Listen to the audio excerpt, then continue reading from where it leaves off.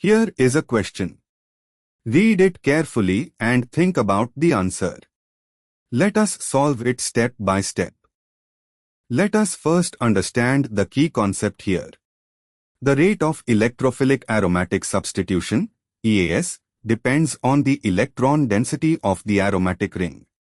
Electron-donating groups, EDGs, increase the ring's electron density and accelerate EAS, while electron-withdrawing groups, EWGs, decrease electron density and retard EAS. Moving on to the next step. A.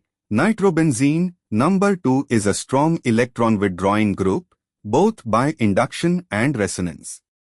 It strongly deactivates the ring. This gives the slowest rate among the four. B. Chlorobenzene, Cl, is a weak deactivator overall, withdraws by induction, donates by resonance, net deactivating. The ring is slightly less reactive than benzene.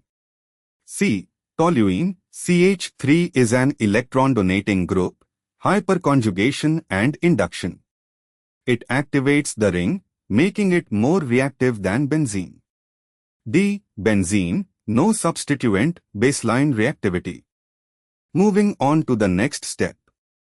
Toluene, C, most reactive, activated ring.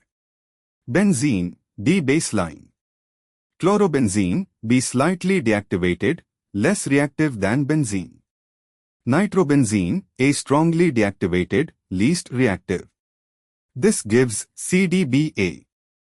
And for the final step, option A, CBAD, places benzene last, incorrect since number 2 deactivates more than Cl. Option B, CDAB, places nitrobenzene above chlorobenzene, incorrect since number 2 is a stronger deactivator than Cl. Option C, ABCD, completely reversed, placing the most deactivated compound first.